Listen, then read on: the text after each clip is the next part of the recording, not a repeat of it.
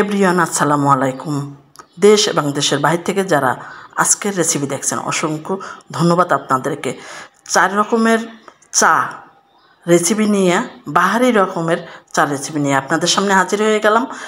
সামনে ঠান্ডা ঠান্ডা বৃষ্টি, সেই জন্য বৃষ্টির জন্য আজকের রেসিপিগুলো দেখে নিন। 4 রকমের চার রেসিপি। প্রথমেই লেবু পাতা দিয়ে চার রেসিপি, যে রেসিপিটা আমার ভাইরাল হয়ে গেছিলো, সবাই পছন্দ করছেন, সেই চার রেসিপিটা আবারও আমি প্রথমে আপনাদেরকে দেখাইতেছি। একই ভিডিওতে 4টা রেসিপি দেখবেন, দেখতে থাকেন আজকের রেসিপি। এই যে লেবু পাতার পানিটা বের করে নিলাম, এখন একটা হাঁড়িতে দিয়ে দিলাম সেই 1 গ্লাস পরিমাণ পানি। এখানে কিন্তু গুড় দিয়ে করা হবে। এই রেসিপিটা গুড় দিয়ে করলে খেতে অসাধারণ হয়। আমার নানির হাতের চার রেসিপি, কিন্তু এগুলো নানি দাদিরা আগের আমলেই কিন্তু করতো, এখন তো আমরা ভুলে গেছি। সেই রেসিপিগুলো আমার পারুল আলমের কিচেন ইউটিউব চ্যানেল, ফেসবুক পেজে কিন্তু দিয়ে থাকি। আপনারা অবশ্যই সেই রেসিপিগুলো অবশ্যই দেখবেন এবং চ্যানেলটা সাবস্ক্রাইব করে পাশে রাখবেন নতুন ভিডিও রেসিপি দেখার জন্য। 2টা লেবু পাতা দিয়ে দিলাম, একটু চা দিলাম সামান্য। এখন একদম সহজ রেসিপি, কিন্তু খেতে অসাধারণ। বানাই খেলেই বুঝবেন কীরকম লাগতেছে। হুবহুব এভাবে বানাবেন আর খাবেন, এনজয় করবেন। আপনারা শীতেও খেতে পারেন। আর চা খান না কম বেশি, এরকম চা পেলে সবাই খেতে চায়। অনেক দাম, চড়া দাম দিয়ে কিন্তু আমরা এই চাগুলা করে থাকি। রেস্টুরেন্টে যাই আমরা, টক ঝাল মিষ্টি বিভিন্ন ধরনের চা পাই, কিন্তু দাম দেখে কিন্তু আমরা খেতে বসি না। এরকমের ফাঁকিবেজি চা, এটার বলতে গেলে ফাঁকিবেজি, কিন্তু এত কম খরচ, কিন্তু আমরা কিন্তু অনেক। এই চাটা আমি খেয়েছিলাম চাল ভাজা দিয়ে, দেখেন অসাধারণ হয়ে গেল। কিন্তু আজকের একটা রেসিপি শেষ হয়ে গেল আমার লেবু পাতার চাল রেসিপি, কিন্তু চাল ভাজা দিয়ে খেতে কিন্তু বৃষ্টির সময় অসাধারণ লাগছে। এখন পুদিনা, ঠান্ডা জ্বর কাশি, গলা ব্যথা, ভালো লাগে না, মাথা ব্যথা, তখনই পুদিনা পাতার চা। আর আদা আর মধুর মিশ্রণে দেখেন চাটা কীরকম হয়।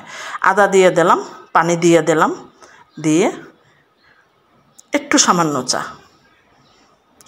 চা দিয়ে চুলাটা বন্ধ করে দেবেন। হয়ে গেল কিন্তু চার মিশ্রণটা। চা দিয়ে কখনো বেশি জাল দেবেন না।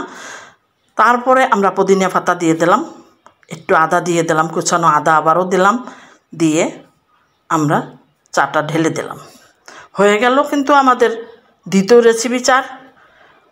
যেমন দেখতে কালারটা দেখেন কীরকম লাগতেছে। আমরা কিন্তু মামাদের হাতে এই রকমের রেসিপিগুলা দোকানে দিয়ে 10 টাকা গ্লাস খাই, 20 টাকা গ্লাস খাই, 100 টাকা গ্লাস খাই, 250 টাকা পর্যন্ত আমরা এই চা খাই। আমি একটু খেয়ে দেখলাম, অসাধারণ। আপনারাও খাবেন আমি আশা করি। হয়ে গেল কিন্তু আমাদের পুদিনার চা। 2 রেসিপি হয়ে গেল। এখন তৃতীয় রেসিপিতে চলে যাচ্ছি। এখন আমাদের কমলার চা বা মালটার চা। এখানে আমি কমলা দিয়ে বানাইছি, আপনারা মালটা দিয়েও বানাইতে পারেন। এই চার রেসিপির অনেক মূল্য, অনেক চড়া দাম দিয়ে আমাদেরকে রেস্টুরেন্টে যেয়ে কিন্তু খেতে হয়। আমি এখানে 2টা কমলার রস বের করে নিয়ে আসলাম। এই রস দিয়েই কিন্তু আমি কমলার চা বানাবো, যে চা আমরা অনেক দাম দিয়ে খাই রেস্টুরেন্টে।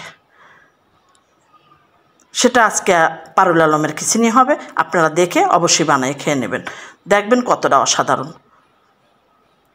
একটু পানি দিয়ে সাথে কমলার রস, চিনি দিয়ে আপনার পরিমাণ মতন, আপনারা 10 জনে খেলে 10 জনার পরিমাণ মতন বানাবেন। একটু কমলার খোসা দিয়ে দিলাম, সাদা অংশ ফালাইয়া খোসাটা কুচাইয়া দিয়ে দিতে হবে, নাহলে তিতা লাগবে।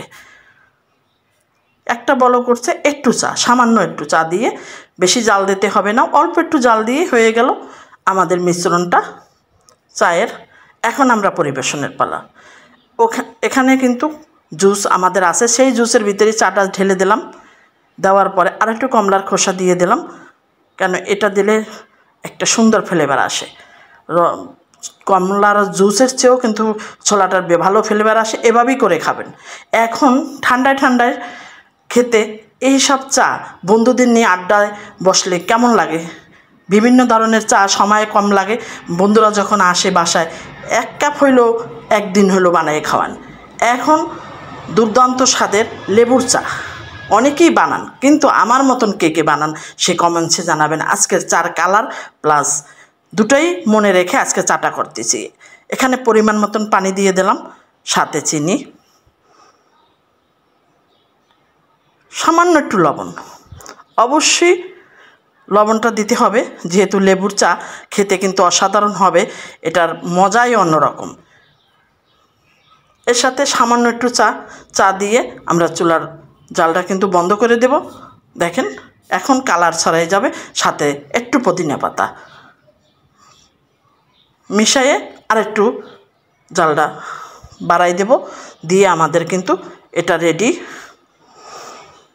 এখন সামান্য আমরা একটু রস, চুলার আঁচটা কিন্তু বন্ধ আছে, এখনই দিতে হবে, দিয়ে রসটা দিয়ে একটু জালটা বাড়াই দিয়ে আবার আমাদের চা কিন্তু রেডি।